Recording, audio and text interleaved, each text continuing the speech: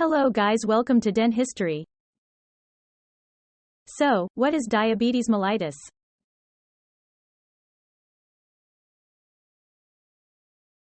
As per the WHO, diabetes mellitus (DM) is defined as a heterogeneous metabolic disorder characterized by common feature of chronic hyperglycemia, with disturbance of carbohydrate, fat and protein metabolism.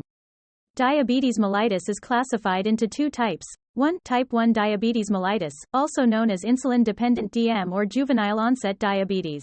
2. Type 2 diabetes mellitus, also known as non-insulin dependent DM or maturity onset diabetes mellitus.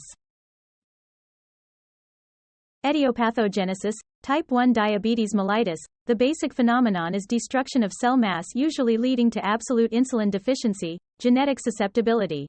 Genetic susceptibility. 1. In case of identical twin, if one twin has type 1 diabetes mellitus, there is 50% chance of second twin to develop it. 2. Susceptibility gene on HLA region in chromosome 6.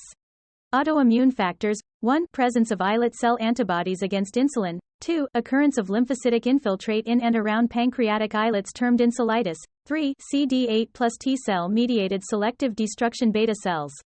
Environmental factor. 1. Certain viral infections, that is mumps, measles, etc. 2. Geographic and seasonal variation. Type 2 DM. Genetic factors. 1. Identical twins, 80% chance of developing diabetes if one twin has DM. 2. If both parents are diabetic, the risk in offspring rise to 50%. Constitutional factors. 1. Obesity. 2. Hypertension. 3. Low physical activity.